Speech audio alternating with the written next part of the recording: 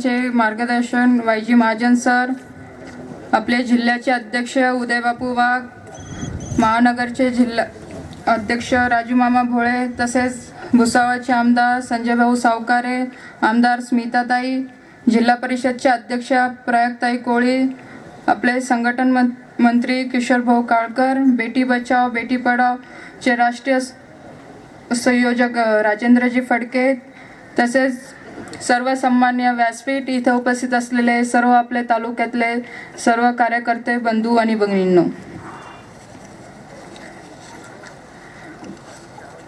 आजचा दिवस आपल्या सर्वांसाठी खूप आनंदाचा दिवस आहे. कारण की जे 15 दिवसापासून जे जिल्ह्याचं वातावरण जे दूषित झालेलं होतं, आज भाऊंच्या उपस्थितीमध्ये, आपल्या सगळ्यांच्या उपस्थितीमध्ये आज परत एक नवीन दिवस आपल्याला बघायला मिळतोय. कारण की जे 15 दिवस जे वातावरण भाऊ आम्ही बघितलं, तुम्ही इथे नव्हते, फोनवर आम्ही संपर्क करत होतो, त्यावेळेस आम्ही तर नवीन आहे, आम्हालाही कुठेतरी एक मनात शंका वाटत होती की काय कसं चालू आहे जिल्ह्यामध्ये. पण आज तुम्ही आल्यानंतर परत सगळ्या कार्यकर्त्यांना आम्हाला सगळ्यांना एक परत नवी ताकद मिळालेली आहे की नाही, आपला बीजेपी पक्ष हा सगळ्यात मोठा पक्ष आहे आणि तो आपल्या जळगाव जिल्ह्यातला हा बाळकिल्लाच राहणार आहे. आज इथे उदय बापूंनी बरीचशी माहिती दिलेली आहे कार्यक्रमाच्या संदर्भात की आपला कार्यक्रम कसा राहणार आहे. त्या संदर्भात किशोर भाऊंनी सुद्धा इथे सांगितलेलं आहे. जो निधी आपल्याला आदरणीय गडकरी साहेबांनी इथे दिला आणि खास करून नाथाभाऊंचं अभिनंदन केलं पाहिजे.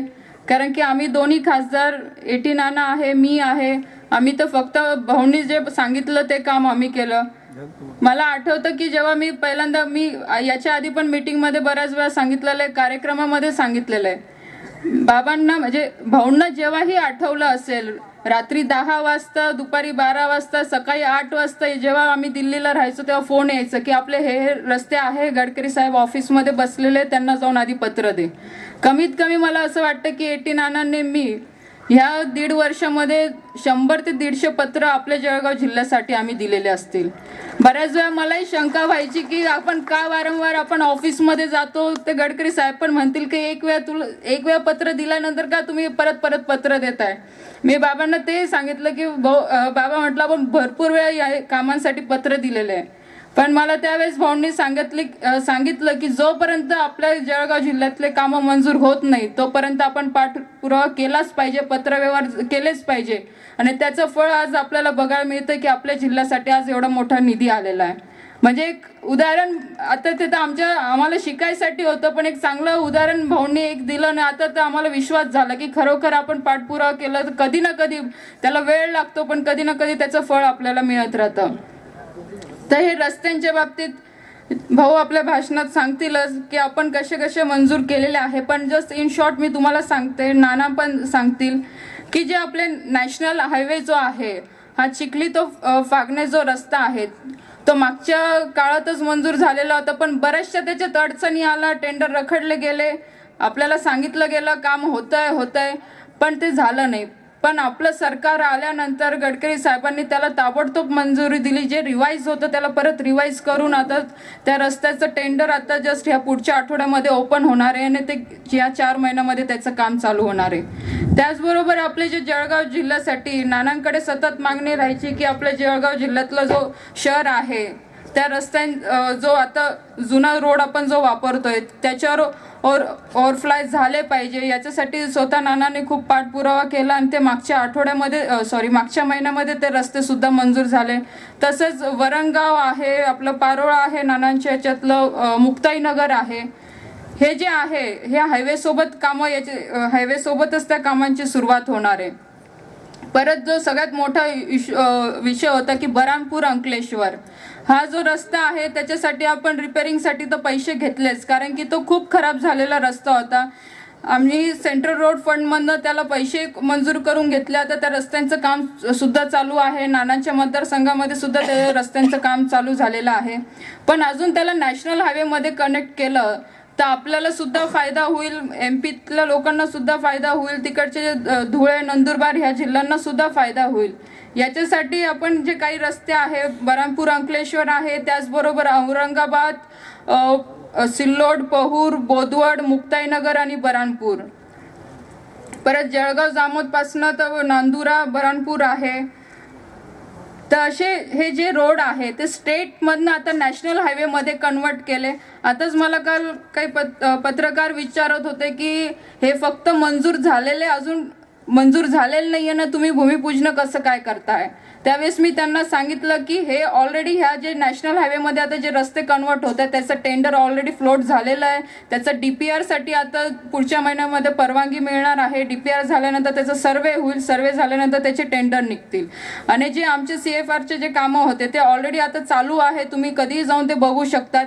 हायवेचं काम आहे ते पण ह्या 4-5 महिन्यामध्ये चालू होणार आहे. परत 40 गावचं एक मोठा प्रोजेक्ट आहे, नाना त्यांच्या भाषणात सांगतीलच. असे हे सगळे कामं जवळपास 16,500 कोटीचे मंजूर झालेले आणि हे खरोखर एक इतिहासमधला एक सगळ्यात मोठा आपल्याला निधी जळगाव जिल्ह्याला मिळालेला आहे.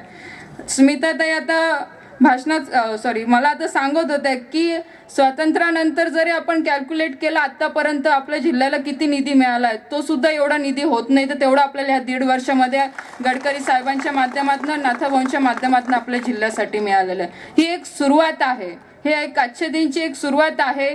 आणि जे सांगितलं, बरेच वेळा सांगितलं जातं कुठे अच्छे दिन येत आहे, हे आहे ना अच्छे दिन. आज एवढं जस्ट 5 मिनिटं डोळे बंद करून आपण ते विजन घ्या. मी आता 4 दिवस आधी त्या अधिकाऱ्यांकडनं सगळं प्रेझेंटेशन घेत होते. त्यांना म्हटलं मला प्रेझेंटेशन तुम्ही करून दाखवा की हे 4 लेन झाल्यानंतर परत आपण त्याच्यामध्ये जळगाव टू मुक्ताईनगर हा 6 लेन सुद्धा करून घेतले, स्पेशल प्रोव्हिजन म्हणून ते करून घेतलंय की ती जास्त ट्रॅफिक तिथे असते म्हणून हा 6 लेन आपण करून घेतलेला आहे. तर त्यावेळेस मी प्रेझेंटेशन बघताना म्हणजे एक मनात इतकं चांगलं वाटत होतं की आपला पूर्ण जळगाव जिल्हा हा 4 लेन आणि 6 लेननी आज केला जातो. आज जळगावची पूर्ण बॉर्डर आज एवढ्या मोठ्या रस्त्यांनी जोडली जाते. नक्कीच जेव्हा दिल्लीमध्ये नाना आणि मी आमचे राऊंड टेबल होत असतात तेव्हा जे मोठे बिझनेसमॅन तिथे येत असतात, आम्ही चर्चा करत असतो की नाही आमच्या जळगाव जिल्ह्यामध्ये पण तुम्ही उद्योगधंदे इथे मोठे इंडस्ट्रीज आल्या पाहिजे. त्यांच्या पुढे आमच्या पुढे हाच मोठा प्रश्न असतो. ते आम्हाला विचारत असतं की तिथली ट्रान्सपोर्ट सिस्टीम तुमची कशी आहे, तुम्ही तिथले रोड्स कसे आहे, तिथले रेल्वे ट्रॅफिक कसं आहे. पण आज हे जे रस्ते आपले ह्या 2-3 वर्षामध्ये नक्कीच हे सगळे रस्ते होतील आणि आपण सुद्धा अभिमानाने सांगू शकू की नाही आमचा जळगाव जिल्हा हा 4 लेननी कनेक्टेड आहे. तर याच्याने उद्योगधंद्यांना चांगले चालना मिळेल. जे इतक्या वर्षापासून आपला विकास रखडलेला होता, नक्कीच मागच्या काळामध्ये नाथाभाऊंनी बरेचसे प्रयत्न केले पण सरकार आपलं नसल्यामुळे आपण काही गोष्टींमध्ये मागे पडलो. पण आज दोन्ही राज्यात सुद्धा केंद्रामध्ये आपलं सरकार आहे, याचा फायदा आपल्याला ह्या कामांच्या माध्यमातून आपल्या जळगाव जिल्ह्याला नक्कीच होईल. भाऊ त्यांच्या भाषणात सांगतीलच की अजून काय प्रोजेक्ट इथे मंजूर झालेले आहे, पण एक सुरुवात ही केंद्राच्या माध्यमातून एक चांगली झालेली आहे. पण हे करत असताना सुद्धा इथे आपण सांगतो की आज हे सगळं सांगायचं आपण लोकांपर्यंत कार्यकर्त्यांच्या माध्यमातून, पदाधिकाऱ्यांच्या माध्यमातून गेलं पाहिजे. कारण की एक विजन आहे, हे विजन गडकरी साहेबांनी बघितलेलं आहे, आपल्या नाथाभाऊंनी बघितलेलं आहे. आज आपण हे विजन आज बघितलं तर नक्कीच याचा फायदा आपल्या पुढच्या 5-10 वर्षामध्ये होईल आणि जळगाव जिल्ह्याचं एक चित्र बदलेल. इथे उदय बापूंनी सांगितलं की लोकसभेच्या इलेक्शनमध्ये, विधानसभेच्या इलेक्शनमध्ये जे आम्ही आमदार खासदारांनी जे जे आश्वासन दिले हे ते आश्वासन आता पूर्ण व्हायची वेळ आता आलेली आहे. नक्कीच आपल्या आमदारांच्या माध्यमातूनही, त्यांच्या पाठपुराच्या माध्यमातूनही बरेचसे राज्याकडनंही कामं मंजूर होत आहे. पण हे पोचवायचं काम कोण करेल? आम्ही तर कामांच्या मागे लागलोय की नाही बाबा की आता आपल्याकडे का वेळ जायला, म्हणजे दिवस जायला वेळ लागत नाही. आता 1.5 वर्ष तर आमचं होऊन गेलं, आमदारांचं 1 वर्ष होऊन गेलं.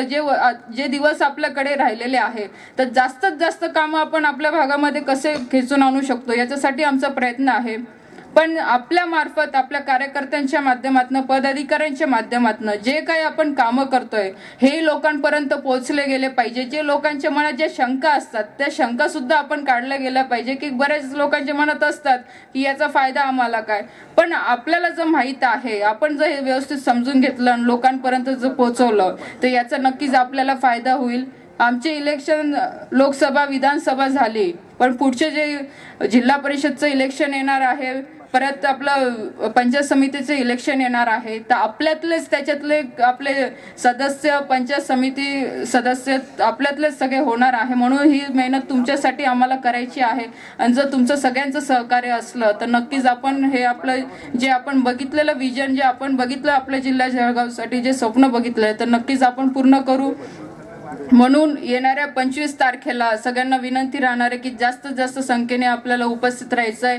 एक आपली भारतीय जनता पार्टीची एक ताकद आपल्याला तिथे दाखवायची आहे. आणि गडकरी साहेबांना मेन म्हणजे साहेबांना आपल्याला धन्यवाद करायचा आहे की एवढा मोठा निधी त्यांनी आमच्या पत्रव्यवहारवर नाथाभाऊंच्या शब्दावर त्यांनी मंजूर करून दिला. आणि एवढंच नव्हे तर त्यांनी हेही सांगितलं की नाथाभाऊ तुमचे अजून काही रस्ते बाकी असतील तर नक्कीच मी पुढच्या काळात सुद्धा ते मंजूर करून देईल. म्हणजे परत जळगाव जिल्ह्यामध्ये परत पुढच्या 5 वर्षासाठी म्हणजे पुढच्या 2019 साठी काही शिल्लक राहणार नाही इतकी गॅरंटी तर त्यांनी आपल्याला दिलेली आहे. म्हणून सगळ्यांना विनंती आहे की येत्या 25 तारखेला आपण खूप साऱ्या संख्येने इथे उपस्थित राहा.